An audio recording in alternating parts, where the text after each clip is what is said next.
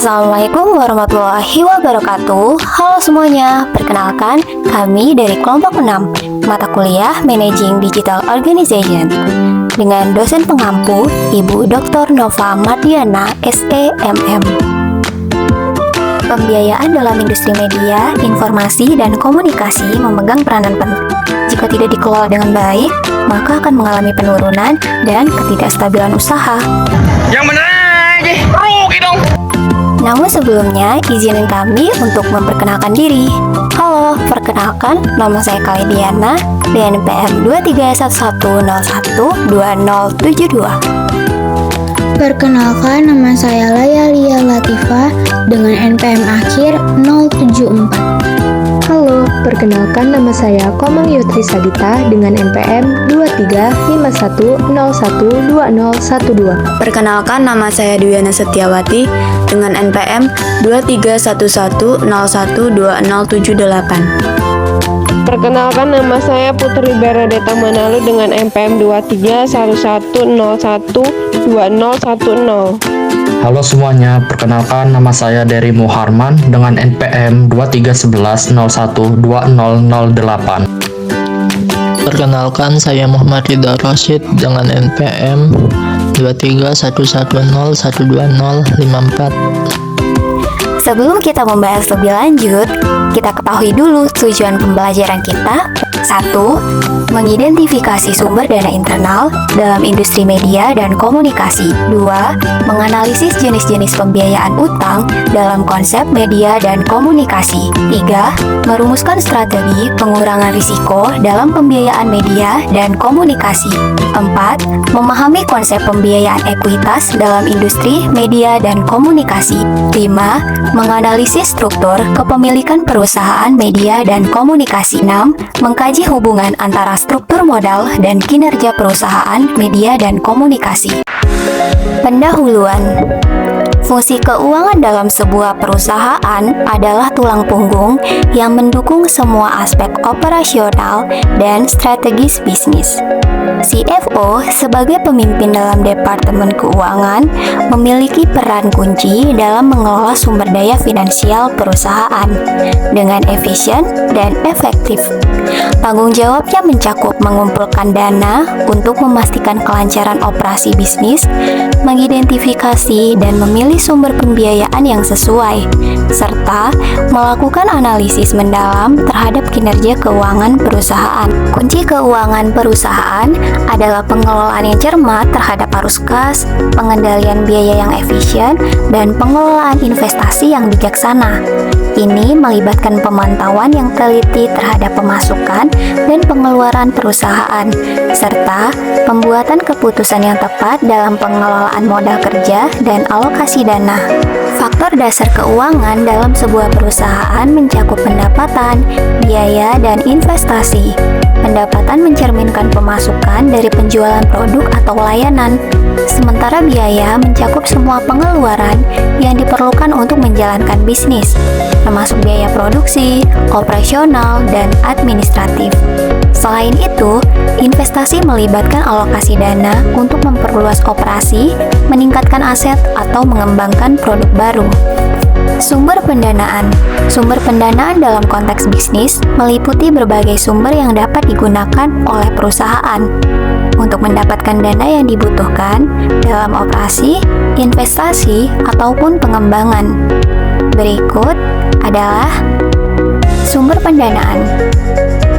Pencipta atau pengusaha secara pribadi, keluarga dan teman, laba ditahan perusahaan, bank dan pemberi pinjaman lainnya, investor swasta, vendor dan pembeli, serta pemerintah. Pendanaan internal, pembiayaan mandiri atau self-financing adalah salah satu metode pendanaan di mana perusahaan menggunakan sumber daya internalnya sendiri untuk memenuhi kebutuhan finansialnya.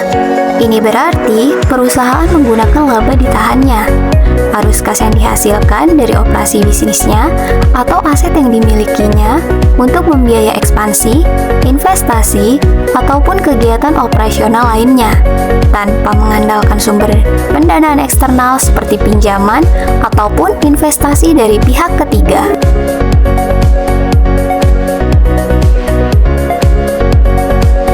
Pembiayaan hutang.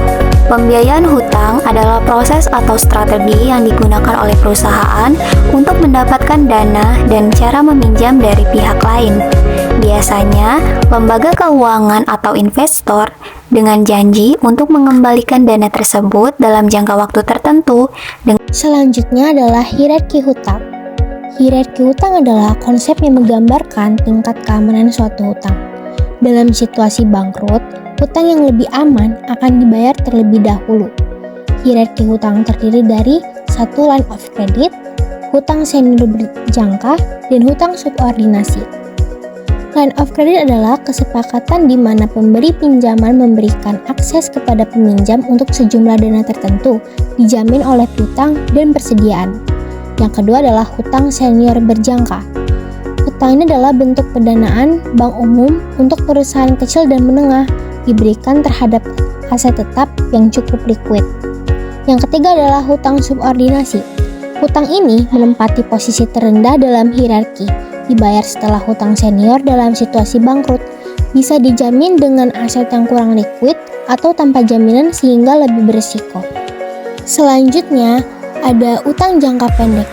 Utang jangka pendek terdiri dari gap financing, completion loans, bridge loans, dan commercial paper. Gap financing adalah utang yang digunakan untuk menutupi selisih biaya proyek dengan pendapatan awal dari penjualan hak distribusi. Biasanya sekitar 15-20% dari anggaran proyek. Selanjutnya ada completion loans. Untuk proyek yang hampir selesai, biasanya diberikan kepada pembuat film kecil untuk biaya distribusi dan jauh lebih kecil dari pinjaman celah.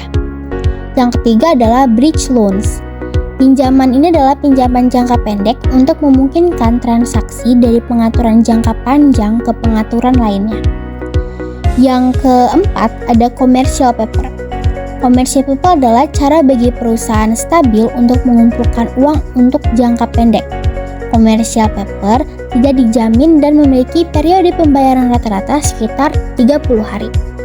Nah, selanjutnya adalah hutang jangka panjang. Hutang jangka panjang ini ada obligasi korporasi. Obligasi korporat ini adalah bentuk utang jangka panjang yang umumnya diakses oleh perusahaan mapan. Obligasi ini diperdagangkan di pasar keuangan sebagai utang publik, bukan pemerintah. Jatuh tempo utang ini sekitar 3-5 tahun atau bahkan ada yang 100 tahun. Obligasi dengan jatuh tempo yang kurang dari 10 tahun disebut dengan note, dan dengan jatuh tempo lebih dari 10 tahun disebut dengan debenture. Banyak kesepakatan obligasi memiliki jadwal pembayaran multi-tranche untuk meratakan pembayaran dari waktu ke waktu. Hutang jangka panjang versus hutang jangka pendek. Hutang jangka panjang lebih sesuai untuk investasi jangka panjang seperti infrastruktur telekomunikasi. Sedangkan hutang jangka pendek cocok untuk proyek yang dalam jangka waktu pendek seperti film atau pengembangan video game.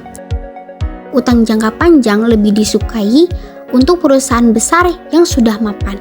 Sedangkan utang jangka pendek lebih disukai untuk perusahaan dengan pertumbuhan yang tinggi. Yang ketiga, perusahaan cenderung memilih utang tetap jangka panjang jika pendapatan rentan terhadap kenaikan suku bunga.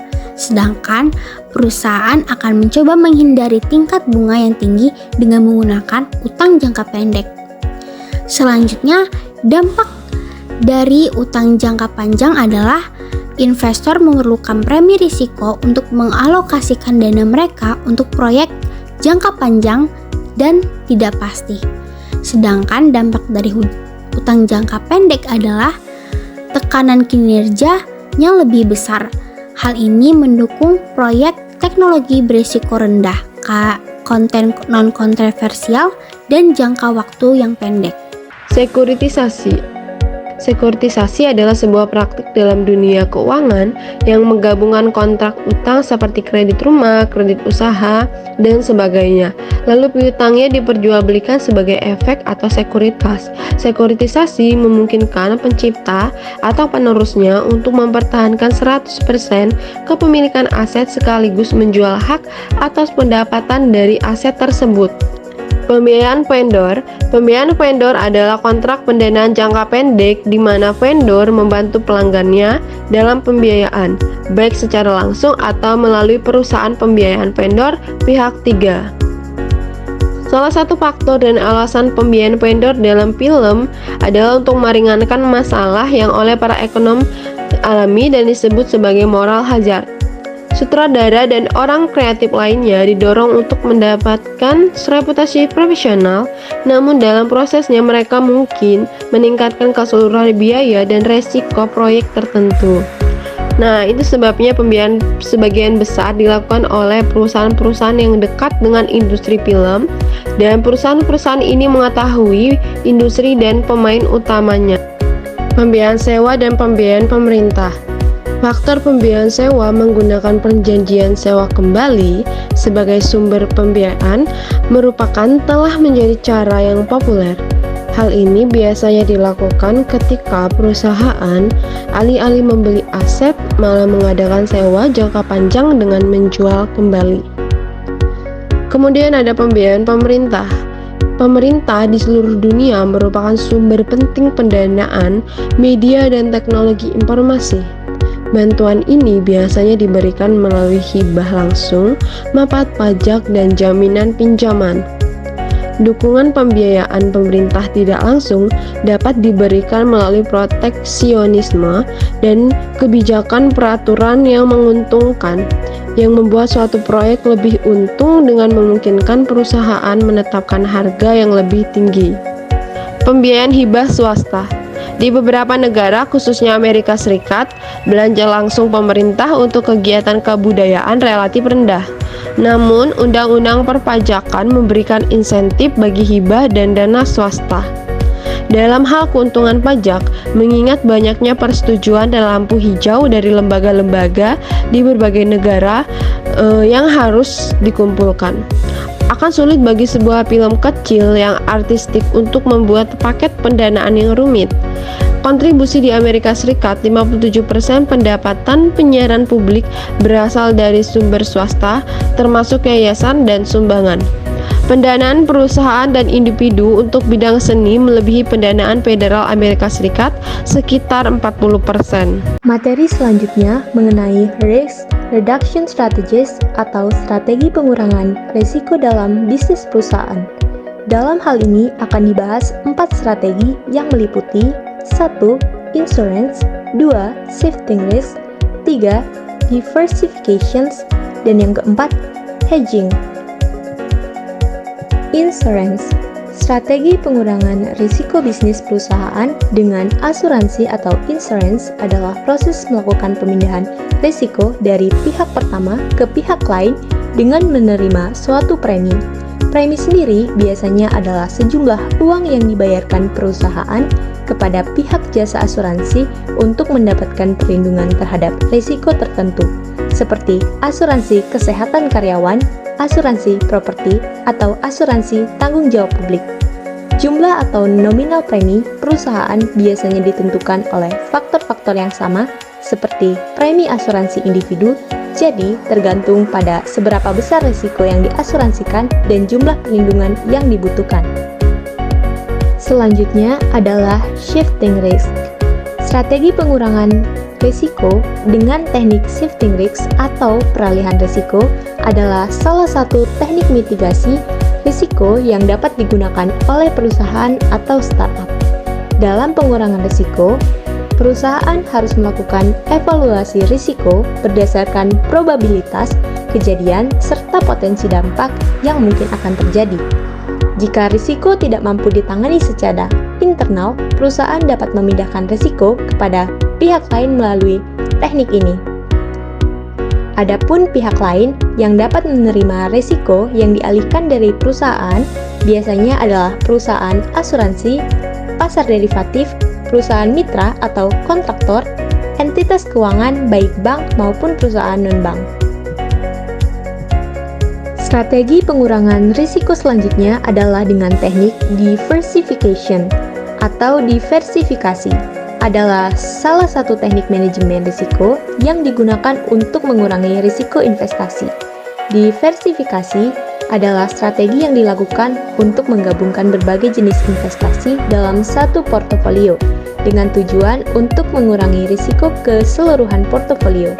Diversifikasi dapat mencakup berbagai aset seperti saham, obligasi, properti, dan aset lainnya, serta dapat mencakup aset yang berbeda dalam berbagai sektor ekonomi. Ini membantu melindungi investor dari fluktuasi pasar yang tajam dan potensi kerugian besar. Yang keempat atau yang terakhir ada teknik hedging. Hedging adalah proses untuk membeli atau menjual aset atau kontrak dengan harga yang ditentukan pada saat tertentu dalam waktu yang akan datang, sehingga dapat melindungi perusahaan dari berbagai risiko seperti fluktuasi, perubahan harga, kesalahan pemasaran, atau kesalahan pengembangan produk yang mungkin terjadi dalam waktu yang akan datang. Fluktuasi sendiri adalah perubahan yang tidak terduga atau tidak teratur, bisa naik atau turun dalam nilai atau harga suatu aset, mata uang, komoditas, atau variabel lainnya dari waktu ke waktu. Ekuitas swasta adalah saham perusahaan yang dimiliki oleh pribadi dan tidak diperdagangkan di bursa saham. Penjualan saham ini biasanya ditujukan kepada investor yang memiliki modal besar. Di Amerika sendiri, terdapat sebuah aturan yang bernama Regulation D. Aturan ini mengatur investor yang dapat menerima dan membeli ekuitas swasta. Ekuitas swasta ini menjadi bagian penting dalam pendanaan, terutama dalam perusahaan tertentu seperti perusahaan yang mengalami kesulitan keuangan, perusahaan swasta menengah, perusahaan baru, perusahaan kecil dengan saham yang belum diperdagangkan, perusahaan besar yang menarik diri dari perdagangan saham umum. Perusahaan media dan teknologi menjadi sangat menarik bagi privat investor karena terdapat kemungkinan balik modal yang besar, tapi tentunya diimbangi oleh risiko yang besar pula. Contoh pembelian ekuitas swasta: Kohlberg Kravis Robert atau KKR dan Permira membeli SBS, penyiar satelit yang berkantor pusat di Luxembourg, sebesar $2, miliar pada 2005. Kesepakatan ekuitas privat sering menyebabkan pecahnya perusahaan besar. Untuk mengurangi utang akibat kesepakatan itu, Stal adalah perusahaan yang mendanai perusahaan baru supaya berkembang pesat. Dana venture capital adalah sekumpulan modal yang diorganisasikan oleh kemitraan terbatas untuk diinvestasikan di perusahaan dan industri yang mewakili peluang dengan tingkat pengembalian yang tinggi. Tujuan yang diingin dicapai oleh venture capital adalah akhirnya menguntungkan. Pendanaan venture capital sendiri terdapat beberapa tahap, yaitu pre-seed, seed, tahap awal, kemudian ekspansi. Meski begitu, venture capital sendiri memiliki kekurangan dan kelemahan. Kelemahan venture capital dari sudut pandang startup adalah bentuk pendanaannya yang mahal. Sedangkan dari sudut pandang investor sendiri, modal venture adalah bisnis yang bersifat siklus, sangat beresiko, dan tidak dapat diprediksi. IPO, Initial Public Offering. Ekuitas publik dipasok oleh pasar modal yang diatur ketat oleh Undang-Undang Sekuritas. Ada beberapa alasan mengapa perusahaan menginginkan IPO. Yang pertama, pemilik saat ini tidak bisa atau tidak mau menambah modalnya. Yang kedua, pemegang saham saat ini memerlukan uang tunai dan tidak dapat dengan mudah menjual sahamnya kecuali dengan diperdagangkan ke publik. Yang ketiga, peningkatan kredibilitas perusahaan karena publisitas. Yang keempat, jangkauan investor dan kumpulan modal investasi yang lebih luas. Yang terakhir, para pemegang saham tertarik untuk menguatkan kepemilikan mereka di perusahaan. Bank investasi. Fungsi dari bank ini adalah 1. Memberikan nasihat mengenai penerbitan, pembelian, dan penjualan surat berharga, serta masalah keuangan lainnya. Kedua, memberi modal kepada korporasi dan pemerintah daerah dengan menjamin emisi dan mendistribusikan penerbitan sekuritas baru. Ketiga, mempertahankan pasar sekuritas dengan memperdagangkan dan mengeksekusi pesanan dalam transaksi pasar sekunder. Yang keempat, memberikan stempel persetujuan. Kepemilikan perusahaan media dan komunikasi. Pembiayaan ekuitas dalam bahasa sederhana berarti kepemilikan. Dalam industri media dan komunikasi, kepemilikan adalah proses atau tindakan yang mengatur hak atas perusahaan. Investor institusional memainkan peran kunci dalam pasar keuangan dan memiliki berbagai kategori. Pemilik terbesar adalah investor institusi seperti State Street, Vanguard, atau Fidelity. Kategori utama investor institusi adalah yang pertama, reksadana. Reksadana adalah dana yang dikumpulkan dari banyak investor untuk diinvestasikan dalam portofolio efek seperti saham, obligasi, dan instrumen keuangan lainnya. Kedua, dana pensiun. Dana pensiun adalah yang dikumpulkan oleh perusahaan atau pemerintah untuk memberikan manfaat pensiun kepada karyawan atau peserta tertentu. Yang ketiga, dana lindung nilai. Dana lindung nilai adalah dana investasi yang menggunakan berbagai strategi, termasuk derivatif, untuk melindungi dan meningkatkan investasi. Yang keempat, perusahaan asuransi. Perusahaan asuransi adalah lembaga keuangan yang menyediakan layanan asuransi untuk melindungi pemegang polis dari resiko tertentu. Yang kelima, wakaf. Wakaf adalah bentuk amal Islam di mana harta benda dialokasikan tujuan amal untuk kepentingan umum. Yang keenam, Departemen Kepercayaan Bank. Departemen Kepercayaan Bank menyediakan layanan kepercayaan dan manajemen aset individu, keluarga, dan organisasi. Siklus hidup perusahaan dan struktur modal.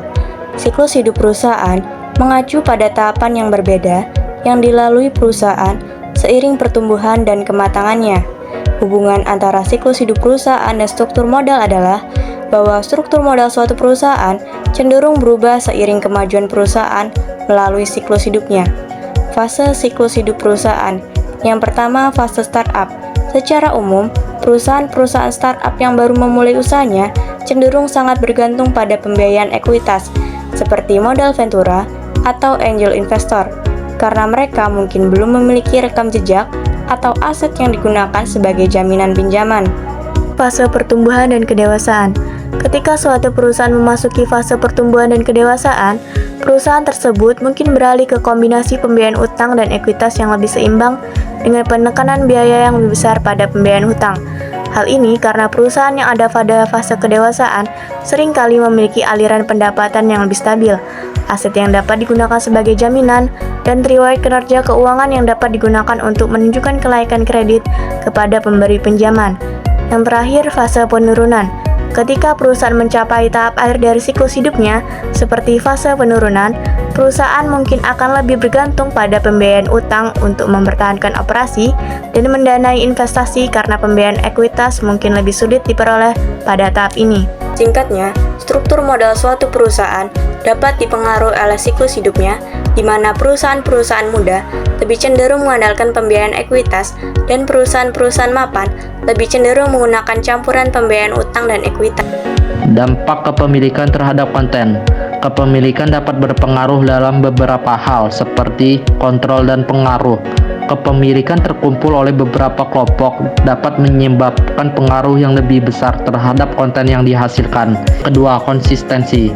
Kepemilikan yang terkumpul dapat menyebabkan konten yang lebih konsisten dengan ideologi atau tingkat politik kelompok pemilik. Ini dapat menyebabkan konten yang lebih tidak memperjelas informasi. Yang ketiga, kesetaraan. Kepemilikan yang terkumpul dapat menyebabkan kesetaraan yang lebih rendah dalam konten yang dihasilkan. Yang keempat, kualitas konten. Kepemilikan yang terkumpul dapat menyebabkan kualitas konten yang lebih rendah, yang mungkin tidak memperjelas informasi tersebut. Yang kelima, kemungkinan pengembangan. Kepemilikan yang terkumpul dapat menyebabkan kemungkinan pengembangan konten yang lebih rendah. Ini dapat disebabkan oleh kekurangan persaingan dan kekurangan informasi. Yang keenam, keseimbangan. Kepemilikan yang terkumpul dapat menyebabkan keseimbangan yang lebih rendah dalam konten yang dihasilkan. Dan yang ketujuh, pengaruh politik. Kepemilikan yang terkumpul oleh kelompok dapat menyebabkan pengaruh politik yang lebih besar terhadap konten yang dihasilkan. Ini menyebabkan konten yang tidak dapat memperjelas informasi. Dalam industri media dan komunikasi, penawaran saham publik sekunder, faktor SPO. SPO adalah penerbitan saham baru untuk dijual kepada masyarakat dari suatu perusahaan yang telah melakukan IPO di masa lalu. Ini adalah cara bagi perusahaan untuk meningkatkan pendanaan luarnya. Salah satu jenis SPO adalah resi penitipan. Ini adalah metode bagi perusahaan asing untuk mengumpulkan uang di negara lain dan memperdagangkan sahamnya di bursa negara tersebut. Struktur modal. Beberapa perusahaan yang lebih cenderung menggunakan utang, sementara yang lain lebih mengandalkan ekuitas. Struktur modal dapat berubah seiring waktu, dipengaruhi oleh beberapa faktor seperti suku bunga, harga saham, dan siklus pertumbuhan perusahaan. Pembiayaan media informasi dan komunikasi memerlukan strategi yang efektif dalam mengurangi risiko bisnis. Salah satu strategi utama adalah melalui asuransi, di mana perusahaan mentransfer risiko kepada pihak lain dengan membayar premi. Diversifikasi juga merupakan langkah penting dalam mengurangi risiko dengan menggabungkan berbagai jenis investasi dalam satu portofolio. Selain itu, ekuitas swasta memberikan alternatif pendanaan yang penting, terutama bagi perusahaan dengan kesulitan keuangan atau yang belum go public. Dengan mengadopsi strategi ini, perusahaan dalam industri media informasi dan komunikasi dapat mengelola risiko bisnis dengan lebih efektif dan memperkuat posisi keuangan.